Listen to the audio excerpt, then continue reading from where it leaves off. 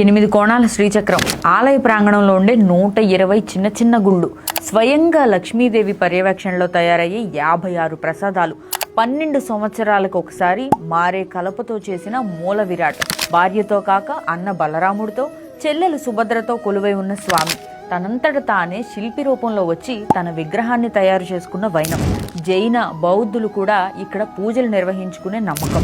ఇక్కడ ప్రతి అంశం ఒక అద్భుతం. ఇంకో ఆశ్చర్యకర విషయం ఏంటంటే గుడి మీద ఉన్న జెండా గాలికి వ్యతిరేక దిశలో ఎగురుతూ ఉంటుంది. అవును, మనం మాట్లాడుకుంటుంది సాక్షాత్తు శ్రీకృష్ణుడు జగన్నాథుడి రూపంలో కొలువై ఉన్న పరమ పవిత్రమైన పూరి జగన్నాథుడి ఆలయ విశిష్టత గురించి.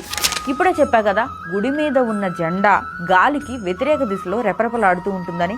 అలాంటి జెండాను 45 అంతస్తుల గుడి ప్రాంగణం మీదకి ఎక్కి మారుస్తూ ఉంటారు. ఏ ఒక్క సపోర్ట్ లేకుండా అంత ఎత్తుకు ఎక్కడం అనేది నిజంగా ఆశ్చర్యమే కదా. దీని పేరు పతిత పావన ప్రక్రియ. ఈ ప్రక్రియ ఏ ఒక్కరోజు జరగకపోయినా గుడిని 18 ఏళ్ల పాటు మూసివేయాలన్న విషయం మీకు తెలుసా? పూరి జగన్నాథుని దర్శించలేని భక్తులు ఆలయం మీద ఎగురుతున్న జెండాను చూస్తే జగన్నాథ దర్శన ఫలితం లభిస్తుందనే నమ్మకం ఉంది. ఇంకా ఈ విశిష్టతల గురించి చెప్పుకోవాలంటే సింహద్వారం గుండా గుడిలోకి అడుగు పెట్టేటప్పుడు సముద్రపు అలల శబ్దం వినిపిస్తుంది.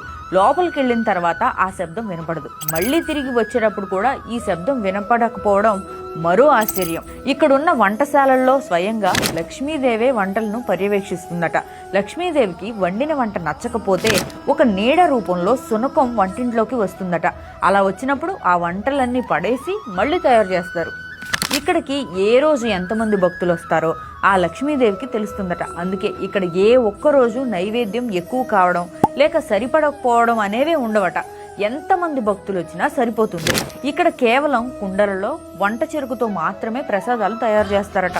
అత్యంత పెద్దదైన పూరి రథయాత్రలో ప్రతి ఏడు ఉత్సవ విగ్రహాలు కాకుండా స్వయంగా మూల విరాట్టులే ఊరేగింపులో పాల్గొంటారు.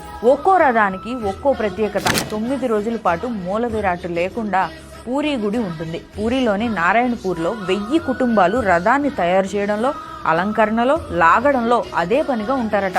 రథయాత్ర తర్వాత మూల విరాట్ను ఊరి చివరలో దహనం చేసి కొత్త మూల విరాట్ను ప్రతిష్ఠిస్తారట.